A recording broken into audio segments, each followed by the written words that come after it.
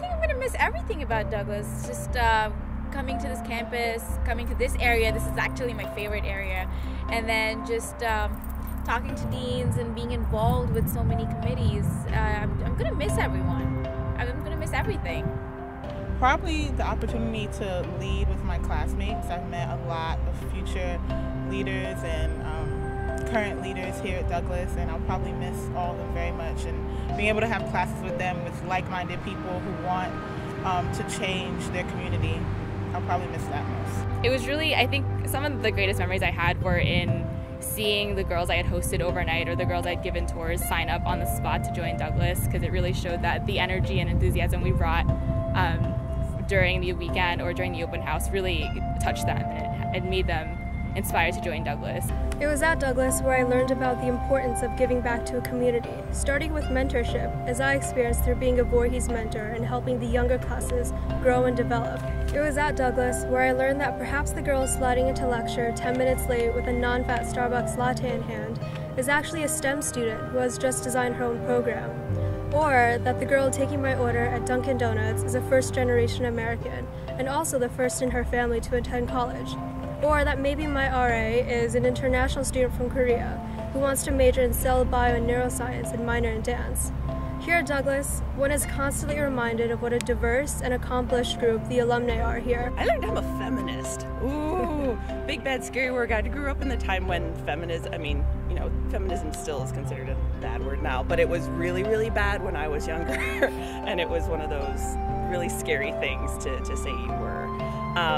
But I've learned that it's actually a really good thing. Before I got to Douglas, I wasn't sure if I was a good leader or not, and I definitely think Douglas had a lot of resources for women who wanted to learn how to lead, but maybe didn't have an opportunity to do so in high school.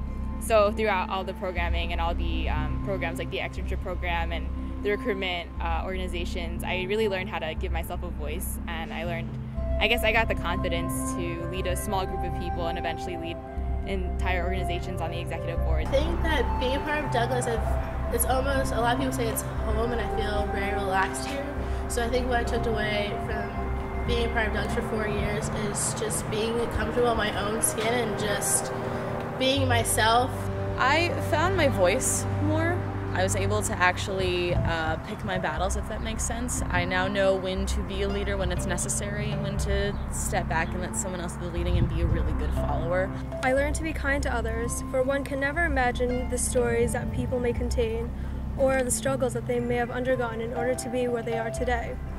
I was very shy when I came to Douglas, in fact when I came to Rutgers, and after I came here I started speaking out, I started talking to people. 4 years ago I probably wouldn't have been able to have a conversation with someone I didn't know, but now I can actually have a conversation with a stranger, like start a conversation in fact and talk about things.